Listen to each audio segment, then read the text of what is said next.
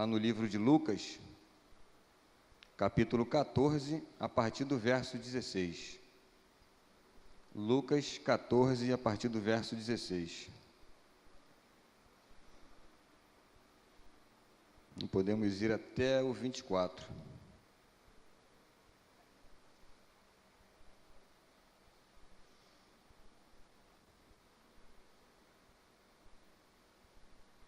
Amém? Diz assim a palavra do Senhor. Eu vou estar lendo, os irmãos podem acompanhar mesmo em silêncio.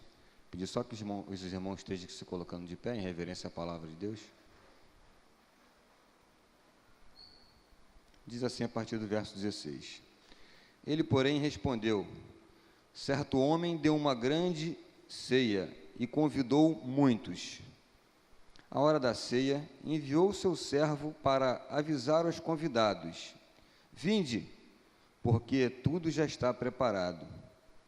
Não obstante, todos a uma, começaram a escusar-se. Disse o primeiro: comprei o campo e preciso ir vê-lo. Rogo-te que me tenhas por escusado. O outro disse: comprei 5 juntas de bois e vou experimentá-las. Rogo-te que me tenhas por escusado. E o outro disse: casei-me, por isso não posso ir. Voltando o servo, tudo contou ao seu senhor. Então, irado, o dono da casa disse ao seu servo: sai depressa para as ruas e becos da cidade e traze para aqui os pobres, os aleijados, os cegos e os coxos. Depois lhe disse o servo: Senhor, feito está como mandaste, e ainda há lugar. Respondeu-lhe o servo, o Senhor: sai pelos caminhos e atalhos e obriga-os todos a entrar, para que fique cheia a minha casa. Porque vos declaro que nenhum daqueles homens que foram convidados provará a minha ceia. Que o Senhor nos abençoe com essa porção de sua palavra. A igreja pode se assentar. Bom, irmãos, no decorrer desta semana, eu orava ao Senhor, pedia que Ele me ajudasse, me mostrasse uma palavra, e se delongou um pouco as orações. E comecei, que por conta própria, examinar um texto ou outro, e entendi em determinado momento que o Senhor me encaminhou até esse texto. Texto esse que vem falar aqui dos judeus. Sim, isso é uma parábola que vem falar dos judeus, de quando Deus oferece a eles a salvação, que eles venham à comunhão para obter a salvação, mas eles não aceitam. Eles se recusam, até hoje não aceitam que o Messias já é vindo e retornará. Então, no decorrer dos meus estudos, eu fui vendo muitas coisas. E aqui, no verso 16, já no finalzinho, a última palavra do verso 16, mas para contemplar, certo homem deu uma grande ceia e convidou muitos. Isso me chamou a atenção, esse muitos aqui. É porque muitos e não todos. Mas quando eu cheguei lá pelo verso 23, esse mesmo Senhor disse o seguinte: sai pelos caminhos e atalhos e obriga a todos, já não fala mais muito, a todos, entrar para que fique cheia a minha casa. Então, fazendo alusão ao livro de João, literalmente essa parte aqui quer dizer o seguinte: o Senhor chamou os judeus, os seus, que eram muitos, mas não aceitaram a sua comunhão, o seu plano de salvação, certo? Então o Senhor convida a todos, e como diz em João 1:12, que Jesus Cristo veio para todos, para os seus, mas os seus não o receberam. Mas todos quantos o receberam, deu-lhes o poder de serem feitos filhos de Deus, a saber, aos que creem no seu nome. Então, verdade essa que nos abrangiu, a menos que tenha algum judeu aqui. Mas foi uma verdade dessa que nos trouxe aquele grande sacrifício de Jesus na cruz. Nos remeteu esse sacrifício. Entendamos que tínhamos uma dívida muito grande a ser paga com Deus, e Ele mesmo paga essa dívida. Tão grande é seu amor por nós. Voltemos ao texto. Como fala de uma parábola, parábola era uma forma que Jesus encontrava com muita facilidade de explicar as coisas acerca do reino de Deus. Era para melhor entendimento das pessoas. Ele dava os exemplos ali de circunstâncias do dia a dia, de pessoas comuns, para que pudéssemos, naquela época, pudessem também entender mais fácil as ofertas que o Senhor tinha de vida, de salvação para nós, a sua palavra, tudo aquilo que Ele tem para nós. Então, o texto vai nos relatar que este homem, através dessa parábola, entendemos aqui que este homem, dono da casa, não é ninguém mais senão Deus, certo? E o servo que cumpria essa missão de ir e voltar, era Jesus. Então Deus envia Jesus à terra, certo? Deus se fez carne, nasce de uma mulher, cresce, envelhece, cumpre todas as etapas da vida, sente medo, passa por dificuldades, tem aflições, para atrair a atenção dos judeus, para que eles entendessem que aquilo vinha da parte de Deus e que aquele enviado era, senão, o Messias. Mas eles não entendem dessa forma. E ainda a Bíblia diz que este homem fez uma grande ceia, preparou uma grande ceia. Irmãos, se às vezes nós imaginamos que Deus faz coisas pequenas, nos equivocamos, porque tudo que Deus faz é grande, irmão. Ele mesmo, não há outro Deus, não há nem outro Deus sequer maior que Ele. Quando nada existia, Ele já era. Quando questionaram, eu vou lá e falo o que para eles? Digo quem mandou, diga simplesmente que eu sou. Deus maravilhoso esse, Deus grande. Às vezes, imaginamos que o melhor de Deus é uma cura, um milagre. Não, o melhor de Deus certamente é Ele mesmo. Tudo que Deus faz é grande. A ceia, que relata aqui, grande. Suas bênçãos sobre nossas vidas é grande. As maravilhas é grande. Se for falar então da graça, meu irmão, que nos alcançou, é imensurável. Tamanha essa graça. Por isso estamos aqui. As misericórdias, que se renovam todos os dias, são grandes ou não são? E nós, quem somos? Quem somos nós para receber isso tudo dele? Fica difícil entender, às vezes, né, em momentos de crise. Hoje pela manhã eu conversava com a irmã aqui do lado, em momentos de crise que eu acredito que todo cristão um dia vai passar, ou já passou, entender como um Deus tão grande, vou dizer aqui, me falta palavras, mas se sujeita a ser a morada de alguém como nós, tão pequenos, né?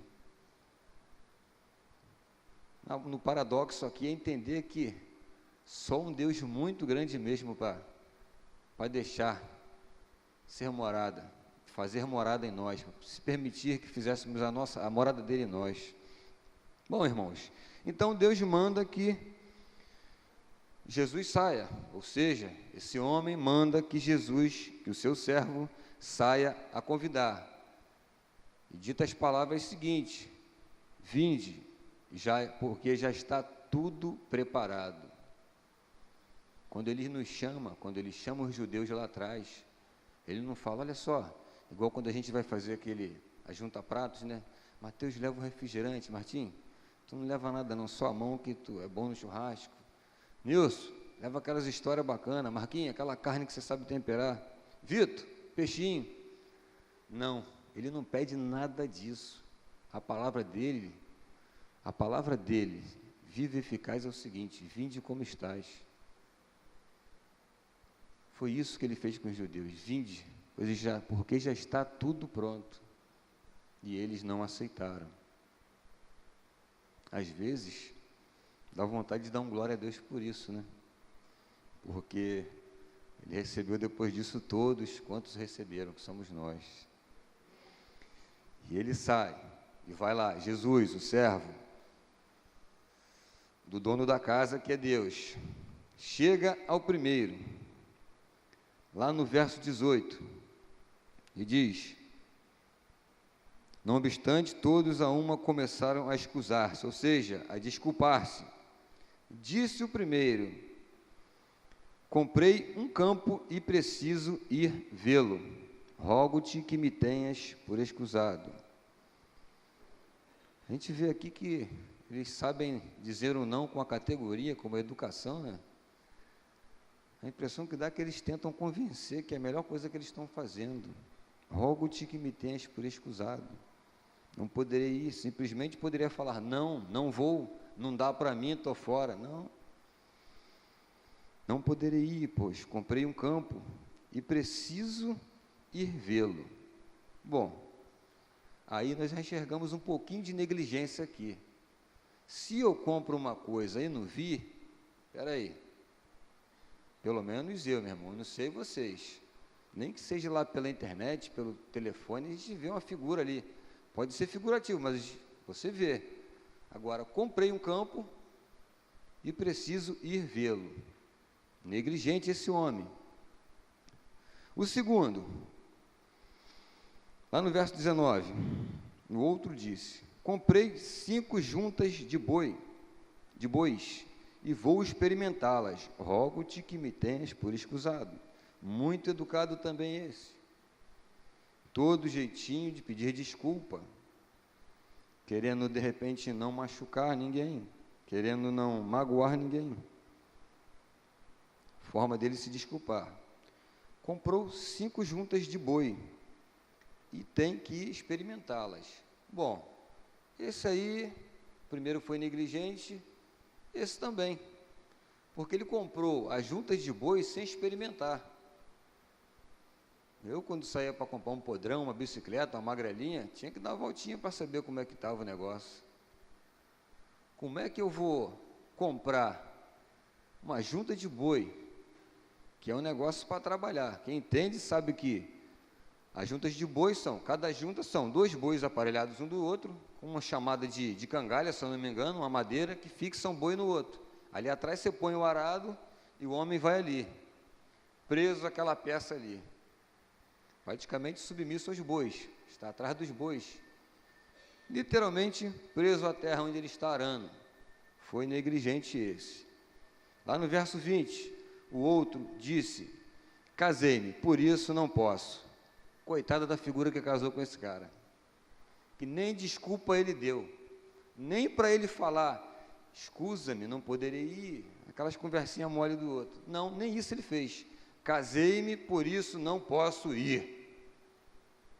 Rapaz, eu acho que no contrato de núpcias, se tivesse como voltar atrás naquele momento e a esposa dele visse isso aí, ela ia desistir do casamento, antes das núpcias ainda. Mas aqui no verso 20, eu vejo o seguinte: ele não foi negligente com o que ele fez, aparentemente não. Mas por que ele disse: casei-me e por isso não posso ir? Sendo judeus, entendendo que essa parábola se refere à comunhão que o Senhor queria com os judeus, levar a salvação até eles, esse camarada judeu, o judeu quando casa, pelo menos aí uns 7 dias de festa, né? A gente aqui, quando casa, na maioria das vezes, casa já no sábado, que é a folga do trabalho, para ter a núpcia no domingo, e segundo volta já para o batente lá para trabalhar, incluindo a noiva, né? Mas ele escolheu a festa, ele preferiu estar na festa do que ele estar. Bom, em determinado momento, voltando o servo, Jesus Cristo, assim se entende, tudo contou ao seu senhor, Deus, seu pai. Então, irado, o dono da casa disse ao seu servo: sai depressa para as ruas, becos da cidade e traze aqui os pobres e os aleijados, os cegos e os coxos. Por que ele fez isso? Bom, os judeus lá, todos pimpões, né? O primeiro, só para focar bem nisso aí, que comprou lá o campo e foi ver o campo, negligente, comprou sem ver, foi. Esse camarada, antes da vontade de Deus, antes de fazer a vontade de Deus, ou querer ter a comunhão com Deus, ele priorizou o seu dinheiro, porque ele comprou e foi lá ver esse campo que ele tinha comprado, se realmente era aquilo tudo que lhe foi vendido. Então ele priorizou o seu dinheiro, a comunhão com o Senhor, a grande ceia que o Senhor fez. Ele deixou a sua salvação, ele ficou impossibilitado por sua ganância do dinheiro de ir até o Senhor e obter a sua salvação. O segundo, que comprou as juntas de boi, e tinha que experimentá-las, tinha que trabalhar, ele priorizou o seu trabalho. Ele poderia muito bem ir lá fazer a comunhão dele com o Senhor. Não, ele priorizou o seu trabalho. Então é aquele cara que muitas das vezes, a gente infelizmente conhece um ou outro, que trabalha sábado, domingo, segunda, terça, quarta, quinta, sétima, oitava, nona, e vai embora. O cara que só trabalha. Não, eu preciso dar o melhor para minha família. Só que ele tinha que trocar essa frase, eu preciso dar dinheiro para minha família. Porque é só o que ele dá, o melhor para a família nem sempre é o dinheiro, irmãos. Tem determinados momentos que precisamos de dinheiro, sim.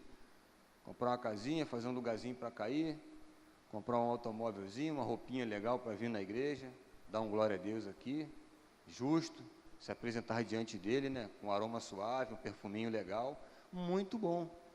Mas nem tudo é trabalho.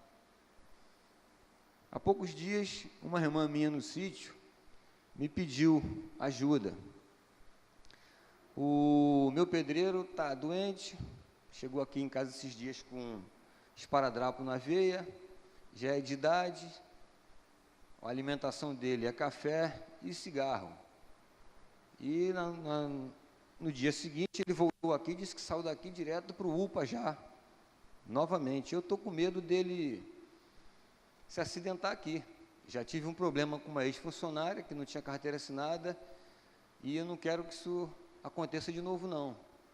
Você trabalha à noite? Você pode me ajudar. Mas como é que eu posso te ajudar? Não, o que ele faz, você faz. Eu vi o que você está fazendo na sua casa e é o suficiente para mim, não tem muito luxo, não.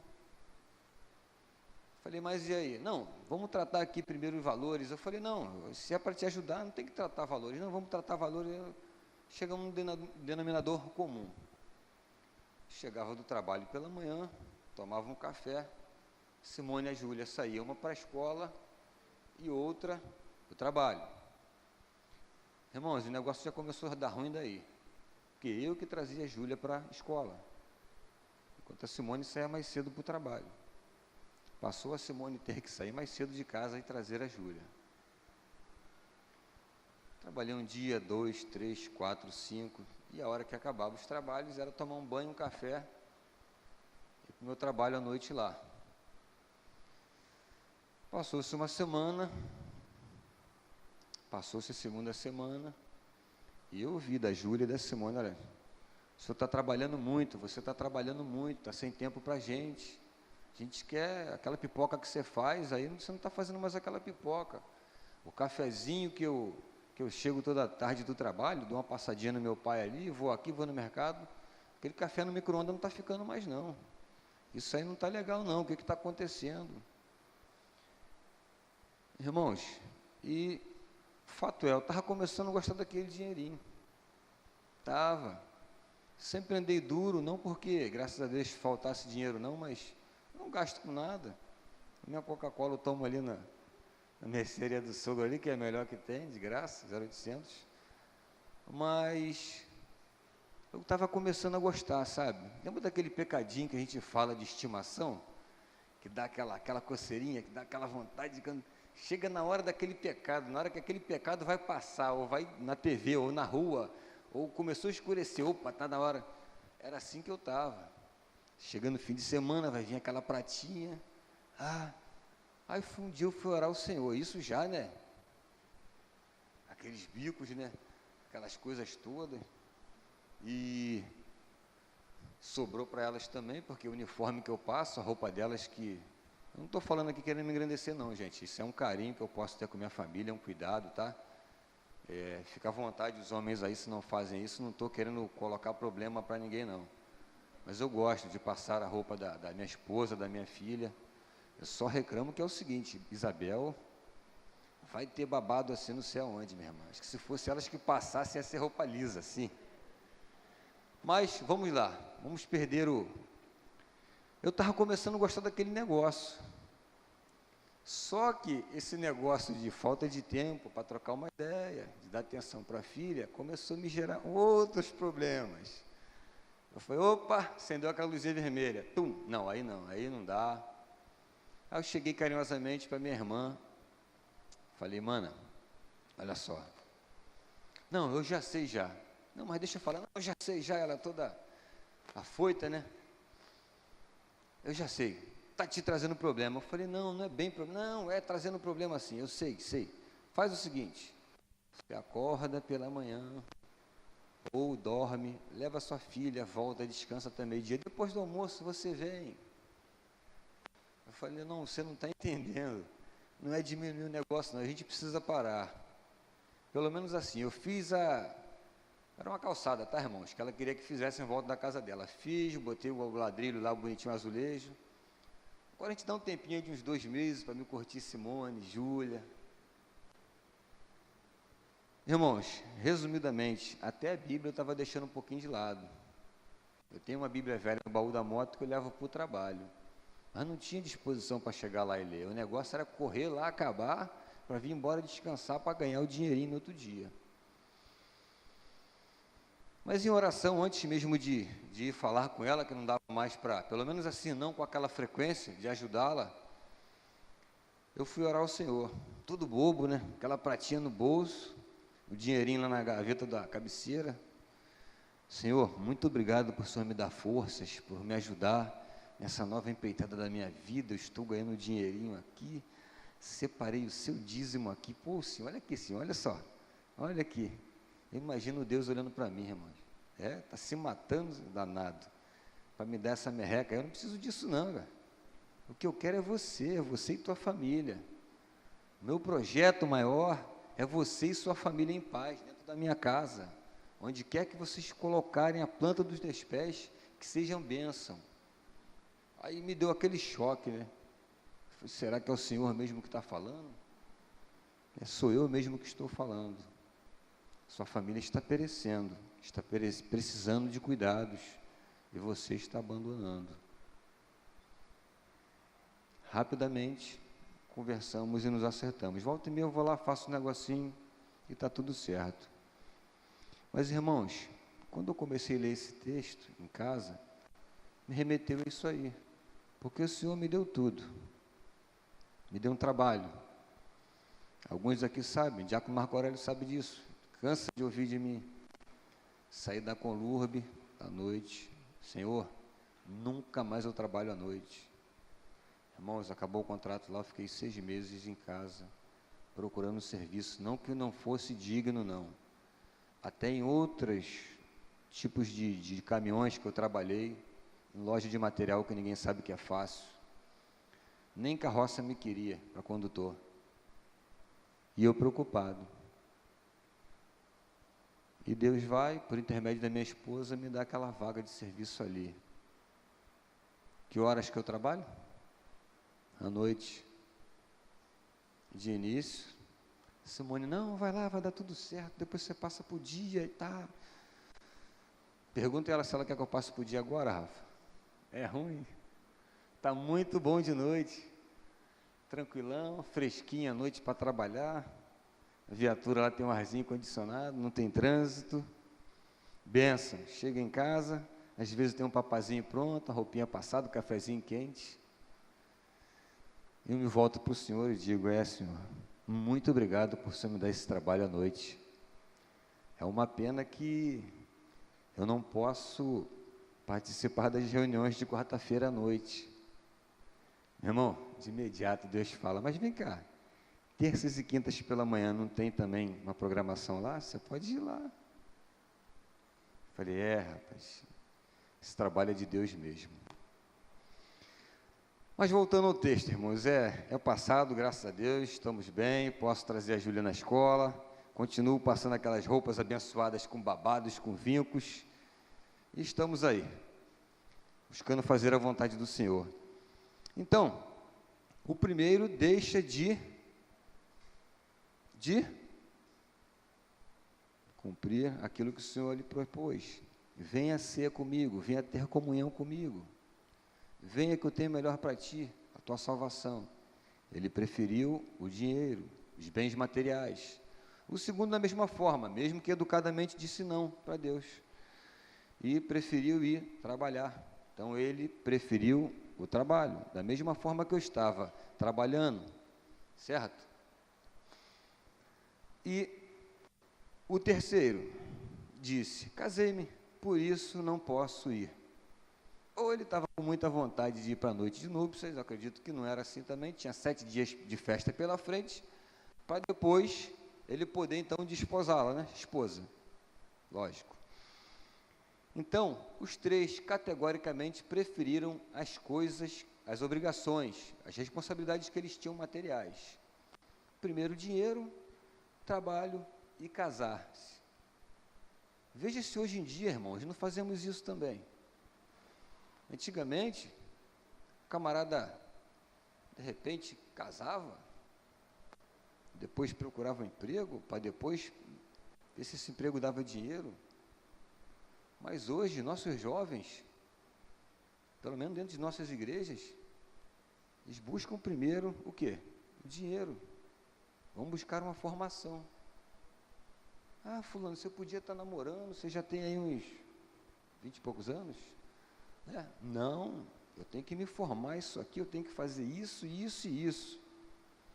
Aí eu perguntei uma das afilhadas, que nós temos bastante afilhadas, perguntei uma delas, vem cá, mas e aí? Como é que está aquele negócio do louvor na igreja? Conseguiu gravar o CD? Saiu? Bênção pura, ela teve aqui, irmãos. Ah, padrinho, não dá não, porque eu estou fazendo faculdade de Direito, eu tenho que estudar muito. Falei, mas até no domingo, domingo eu tenho que estudar bastante. Falei, bom, tá bom. Aí depois que eles conseguem a carreira, eles vão trabalhar. Aí quando começam a trabalhar, querem, né, se trabalhando no Rio de Janeiro, você for transferido para um outro estado, vai precisar de receber um dinheirinho para transferência. E quando chega a se casar, meu irmão, já estão na idade de ser avós. Veja se não é isso que acontece nos dias de hoje. Na minha época de garotão, não, eu queria saber era de namorar. Graças a Deus o Senhor mudou isso. Posso falar isso para a nossa filha hoje e educá-la no caminho certo e mostrar que os passos que outrora eu e a mãe dela demos errado, não que fosse muita coisa de errado, não, eu digo, procurar uma boa colocação no mercado de trabalho enquanto namorava, não. Graças a Deus, hoje Simone tem um emprego estável e eu continuo lá, dirigindo meu escritório. Então, irmãos, ele manda que, depois de todas essas coisas, um dá valor ao dinheiro, o outro dá valor ao seu trabalho, o outro prefere as festas, que pelo menos 7 dias aí, casamento judeu era assim, né? Tradição. O servo volta e diz, conta tudo para o senhor. Então o senhor Herá, dono da casa, diz ao seu servo, sai depressa para as ruas, becos, e traz aqui os aleijados, cegos e coxos, e os pobres. Depois lhe disse o servo, Senhor, feito está como mandaste, e ainda há lugar. Respondeu-lhe o Senhor, sai pelos caminhos e atalhos, e obriga a todos. Veja que agora não muitos, como o primeiro convite, gente. A todos. E esse todos nos abrange, graças a Deus por isso. Obriga a todos a entrar para que fique cheia a minha casa. Esses pobres aqui, Senhor, gente, que a Bíblia está relatando, que o Senhor manda que vá buscar, são pobres reconhecidamente financeiros, não. Está falando daqueles que são humildes, tem até alguma coisa, mas são humildes. entendem que tem que buscar primeiro o reino de Deus, o reino dos céus, para que demais coisas, além de sua justiça, seja acrescentada. É isso aqui que esse Senhor está falando, que Deus está falando por intermédio de Jesus aqui. No finalzinho ele diz lá, porque vos declaro que nenhum daqueles homens que foram convidados provará a minha ceia. Coisa triste, muito triste deve ser, né? Você preparar uma ceia, uma coisa abençoada, fazer aquele papazinho legal na sua casa, um suquinho natural, e aquele que você se alegraria que estivesse contigo não está ali. Não foi à toa que o Senhor cirou. Deus cirou com isso. Qualquer um ficaria irado. Soube há poucos dias de uma irmã, de um jovem amigo da família, que fez uma festinha de aniversário e encerramento na sua casa, aqui atrás, no Vila Mar. Eu perguntando para a Júlia, e Júlia, foi legal a festinha? Foi boa? E pai, ela chorou o tempo inteiro. Por quê? Nenhum de seus amigos foram. Uns simplesmente não deram satisfação, outros deram desculpas esfarrapadas. E aquela menina ficou ali triste, chorando. Imagine Deus, que entrega seu único filho para sofrer daquela forma por nós, e na hora que Ele nos chama, nós não vamos. Ah, não dá não. O Senhor está me chamando. Não dá não, que eu estou cortando gramado aqui. O Senhor está me chamando. Não dá, que eu estou fazendo um serviço aqui na casa do meu vizinho. O Senhor está me chamando. Não dá, que eu tenho que dar banho no meu cachorro primeiro. Tristeza para esse Deus. Mas hoje, além dele dizer para aqueles judeus que ficaram lá atrás, quando nós estamos aqui aguardando a segunda vinda do Senhor, ou a volta, esperançosos, acredito eu que ansiosos, né? Tem uns que não tem muita pressa não, mas a maioria esperançosos. Pressa também acho que não tem não, mas esperançosos da volta do Senhor Jesus para nos arrebatar, nos levar para o céu, para cearmos naquela grande ceia com Ele, assim como Ele promete.